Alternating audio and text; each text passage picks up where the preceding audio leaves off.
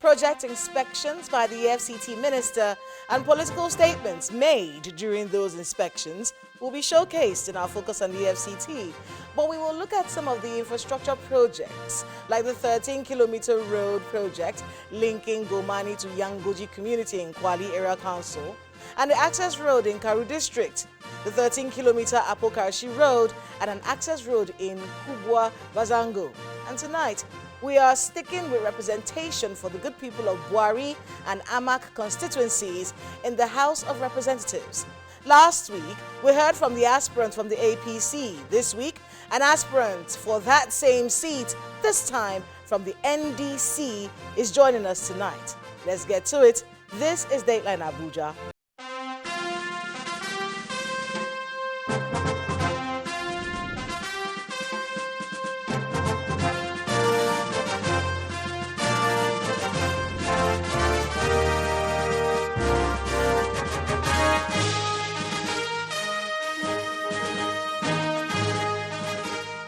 Hello and welcome to Dateline Abuja. I'm Kayla Megwa. In our Abuja wrap, the president went to France, Kenya and Rwanda. And while marketing our investment potentials as a country and the need for an actual trading platform for the continent of Africa, he also spoke to his party members on the party primaries coming up. Meanwhile, a former minister was sentenced to 75 years in prison to be served consecutively. Here's how it all went down this week in Nigeria's presidency. In continuation of his three-nations trip, President Bola Tinubu arrived in Nairobi, Kenya. The president's plane touched down at the Jomo Kenyatta International Airport at about 12:15 a.m. local time on Monday, and he was received by the Cabinet Secretary for Foreign and Diaspora Affairs, Musalia Mudavadi. The president was in Nairobi, Kenya to attend the Africa-France Summit, co-chaired by President Emmanuel Macron and President William Ruto.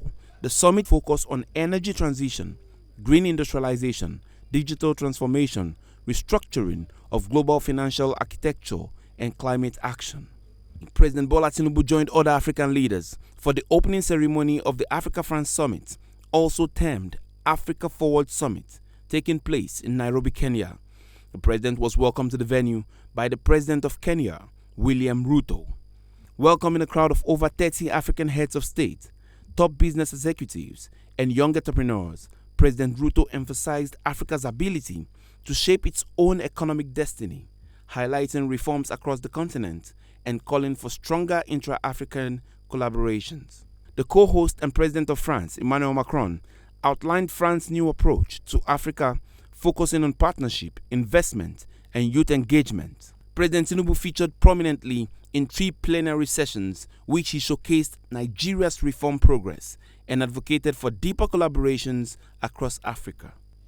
President Bola Tinubu arrived in Kigali, Rwanda, ahead of the 13th edition of the Africa CEO Forum, which began on Thursday, May the 14th, 2026.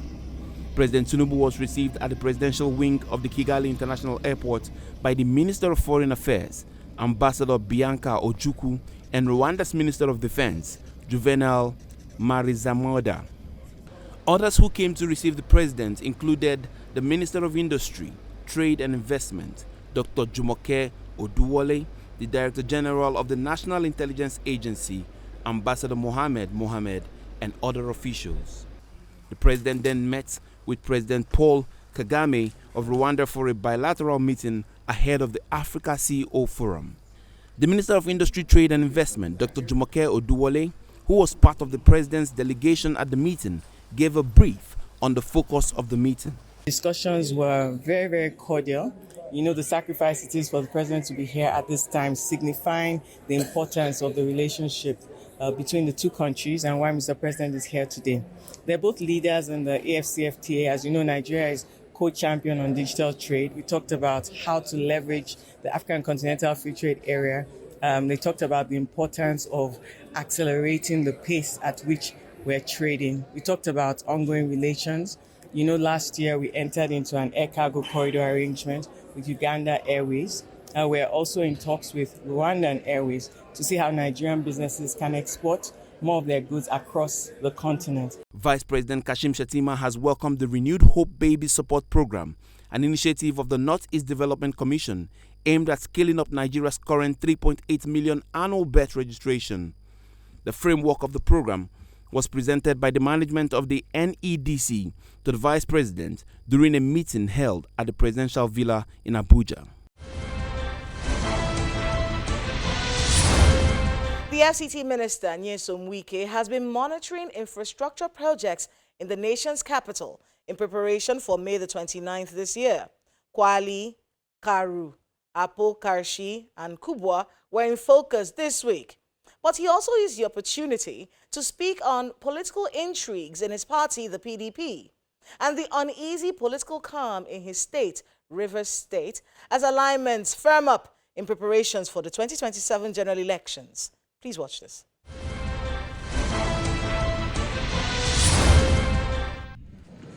The Minister of the Federal Capital Territory, Mr. Wike, has expressed satisfaction with the ongoing 13-kilometer road project linking Gulmani to Yangoji community in Kwali Area Council. Addressing journalists after inspecting the project, the FCT Minister notes that the development aligns with President Bola Tinubu's directive to spread infrastructure beyond the city center and open up satellite communities. Minister Wike further disclosed that the work on the project has reached an advanced stage and will form part of projects to be inaugurated during President Bola Tinubu's third-year anniversary. Remember that when we came on board, one of the narratives of Mr. President is that we should not concentrate development, we should not concentrate provision of infrastructure just only in the cities. We must open up all the satellite towns in order to discourage rural-urban migration. We started from A2 to Pi, which was inaugurated by Mr. President himself during his second year in office. And then from Pi to Gomadi is being handled by another company called L&D. It's unfortunate that project is still ongoing. For what we've seen, you can attest to the fact that we are very much encouraged. Luckily, the bridge had been launched, which we are standing on. The drainages have been done up to 90-95%. They are now building the street light pillars. So it's part of the projects that were inaugurated in this year's anniversary of Mr. President today in office. I'm very happy. I commend, as usual, the contractor that does it. Not only providing quality job, but also keeping to the timeline, making promises that we will inaugurate this road this June. I'm happy. I commend the staff and management and particularly the managing director, who have kept once he came back to see that this road is completed as it promised. So I'm very happy for that.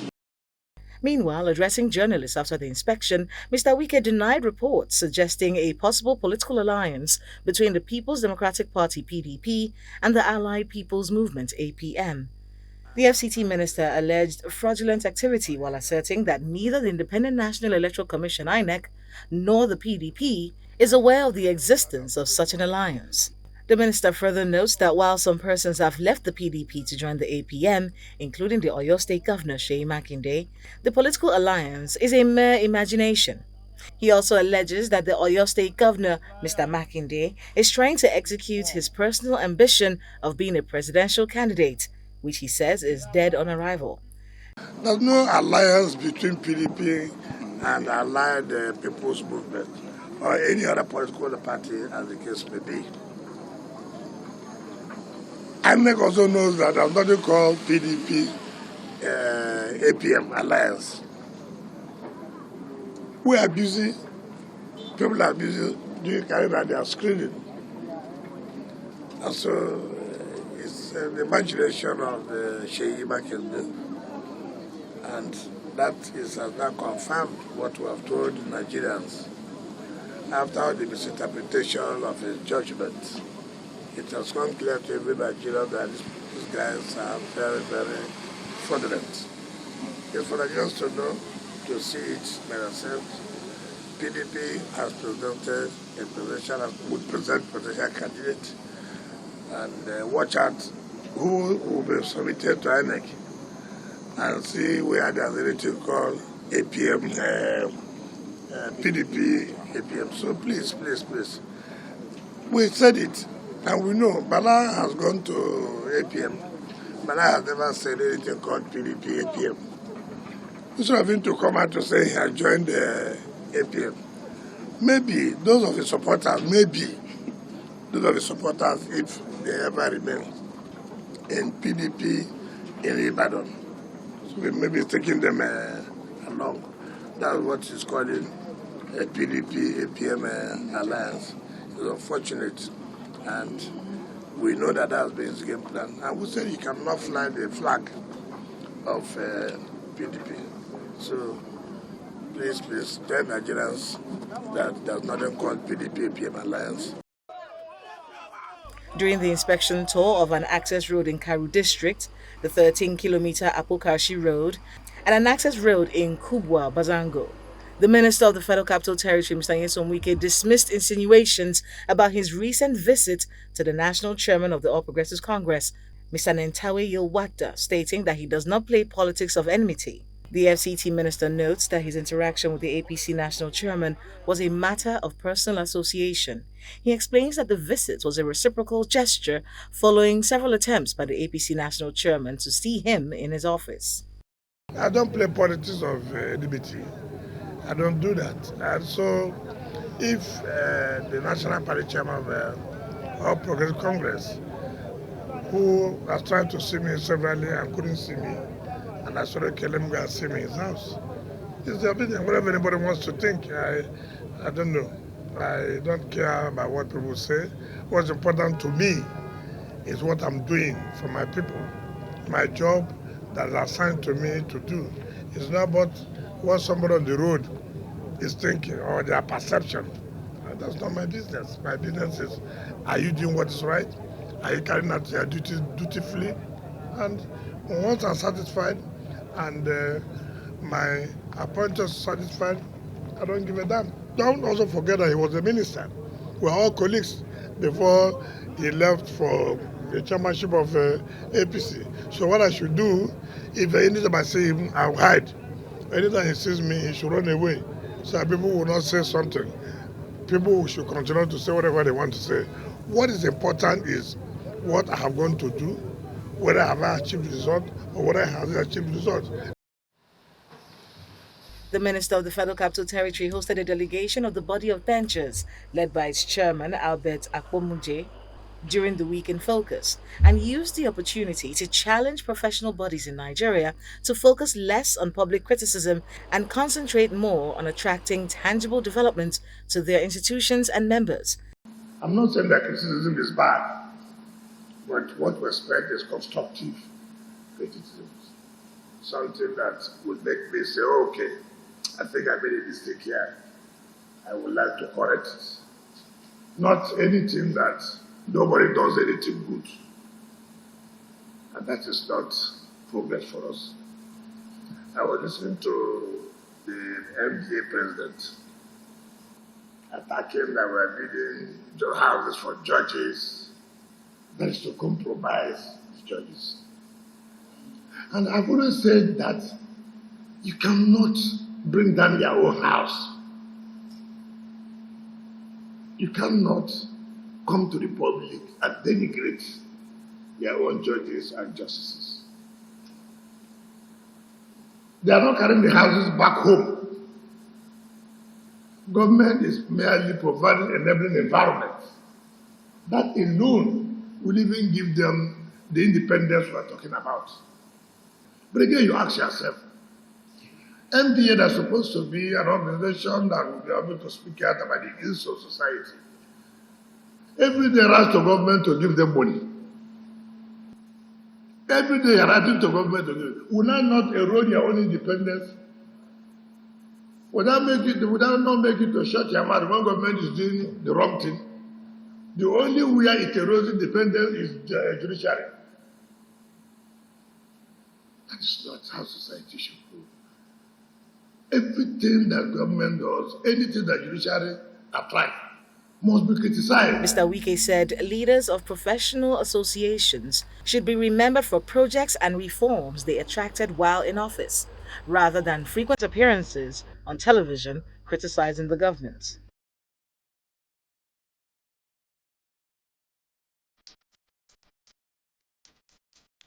My guest tonight says Abuja will be okay as he declares his interest to run for member House of Representatives representing Amak Buari Federal Constituency.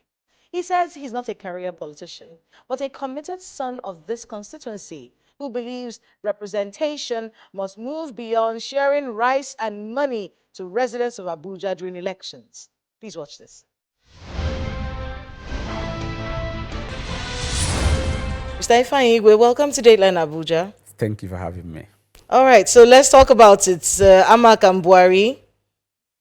You're originally from Ebonyi State. Very well. Okay, but how long have you been in the FCT? And, you know, why are you running to represent the people of Buari and Amak? Okay, first of all, I've been in Abuja since 2004. Okay. So that's roughly about 20 to 21 years now. I've lived a greater part of my adult life here in the FCT. And I've been privileged to have gone across, you know, all the 6 area councils and all the 62 wards within the FCT. So I think I have a good understanding of the FCT. And, you know, I believe I have the knowledge to be able to represent the people of Amak Buari. And you're representing them under the NDC? Very well. Your principal, because how we know you is that you work for Aisha Yusufu. You have, do you still work for her? No. You've resigned from working? Very well. A long time ago. A long time ago? Yeah. Okay, because she's also running for the one Senate seat that we have in the FCT. Of course. For the House of Representatives, there are just 2 seats for the FCT. What makes you think you're qualified? The fact that you were born, well, you weren't born here, the fact that you've lived here, does that make you qualified? What do you bring to the table? Okay, very well. Yes, I think I'm eminently qualified. I started my life here in the FCT. I've been privileged to have worked in different, almost all the area councils. I've been to almost all the area councils. I started my businesses here. You know, I'm a certified management consultant. You know, I have worked with different organizations, both local and foreign. You know, I've set up businesses. I've been privileged to also have worked, you know, in some community development programs within the FCT. You know, so I think I have the understanding of the FCT and what the FCT needs at this time. What is spurring me to run is that we have in the past 12 to 15 years elected members to represent us. But we discovered that when people get to the House, they forget the people, you know, that worked very hard to elect them into these offices, because leadership should be for the people, you know. So we've not seen the dividend of democracy trickling down to the grassroots, to where the ordinary people reside in the FCT.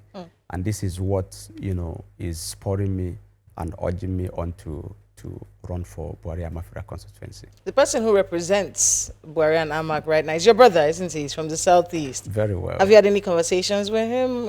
How do you assess how he's been representing us for some time now? Okay, yes. I met him on the sideline of the NDC aspirant forum some few days ago. We had a tete-a-tete. You know, I have a good understanding of what the people think about him. You know, he has done his bit. And the people are calling on me to step forward and contest. In the last 2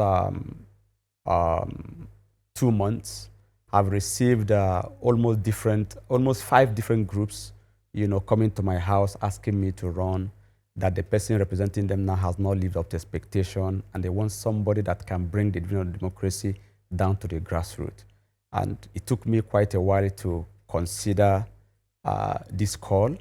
And finally, I accepted it, and I'm in the ring, not just to participate, but to get the ticket of the NDC and win the election for the people of Buari Amak. Okay. Yes. You do know that being a representative for the people of Buari and Amak in the FCT means that you have to work with the FCT Minister. Absolutely. And you are not in the same party as he is. Very well. He's in the PDP, he works for the APC, you are in the NDC. How do you think that's going to work out? Okay, for now, yeah, Mr. Wike is the FCT Minister. I don't see him as the next Minister of FCT by 2027.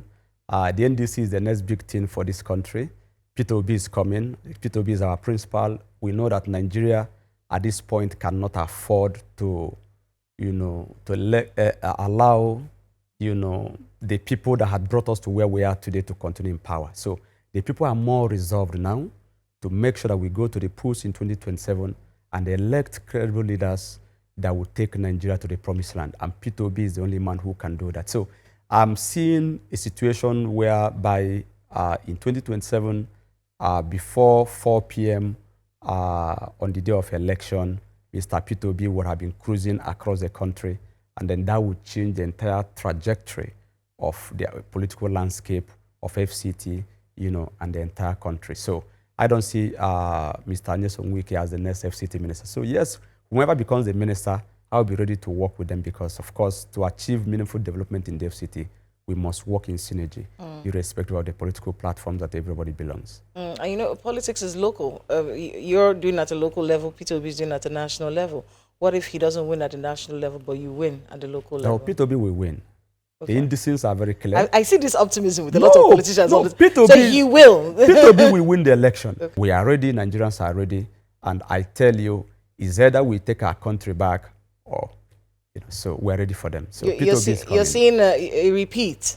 In your mind, you think there's going to be a repeat of what happened in 2023? Because in the FCT, at least for the FCT, we saw even the man who represents Amak Ambuari, he came in under the Labour Party.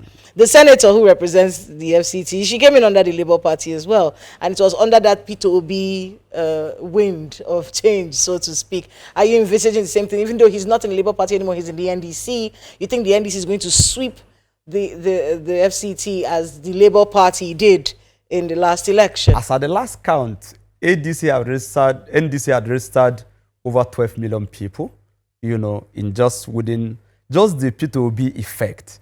And I tell you, if all those persons come out to vote on that day, I tell you, what we are going to replicate in 2027 will shock the world. Nigerians are more resolved. We are going to have ×3 of what we did in 2023. People talk about moving from one party.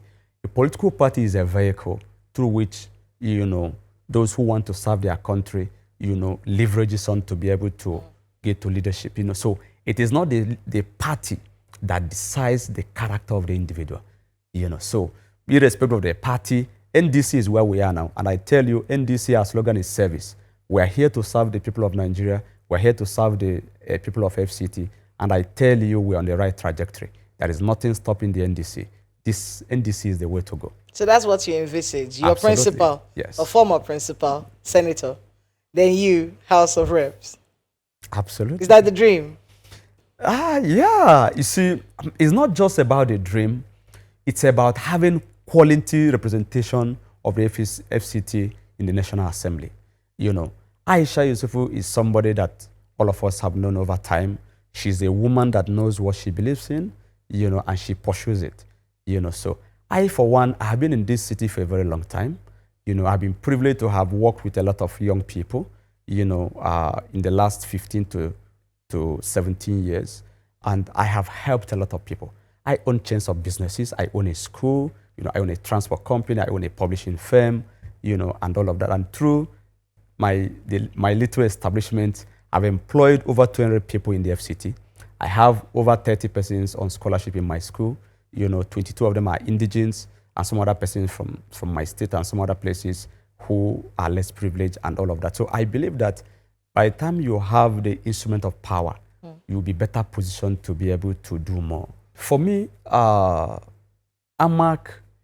is like the London of Nigeria. So all the embassies are here, or the president lives in AMAC. So everybody who lives in AMAC. So there are key areas that I think we need to focus. A bill, to decentralize the most of all these agencies clustered within them, so that we can move some of them to the satellite towns. So we're looking at youth empowerment. I will be sponsoring a bill for the creation of a consolidated youth endowment fund. for the people of FCT. We consider youth endowment fund. There's going to be a revolving fund that if we put in, say, 10 billion naira in this fund, you know, so this year, 2 million, 3 million, 5 million to 10 million naira. As the youth assess them first year, second year, so they will pay back the money after 3 years. You know, so by the fourth year, the government doesn't have to put money in that fund because the first set that collected the money would have returned their money and the money continues to revolve. There is a growing number of orphanages within the FCT. There's a growing number of widows. I've visited a whole lot of orphanages. We'll be passing a bill for government intervention to support these orphanages, you know, support widows. We have the issue of education, you know, of course, our what about teachers, indigenous? you know, of course, indigenous inclusion. In my manifesto, you know, indigenous inclusion is the second on my manifesto, you know, so is an area we're going to focus on. Right. We do wish you all the best. How many people are you up against in your party? Do you know? Wow. There must be a lot of people who are trying to get this office. As at last count, I know we're more than 20. More than 20 people that are trying to get these tickets. As at last count, you know. All right, so that's a good thing. that's the beauty of democracy. Yeah, a lot of people want to serve. Democracy. So I'll come back here to present the NDC ticket for Buhari Amafira constituency. We wish you all of the best. Thank you, Kayla. And our greetings to everyone at the NDC. I'm grateful. Thank you so much. Thank you for having me. God bless you.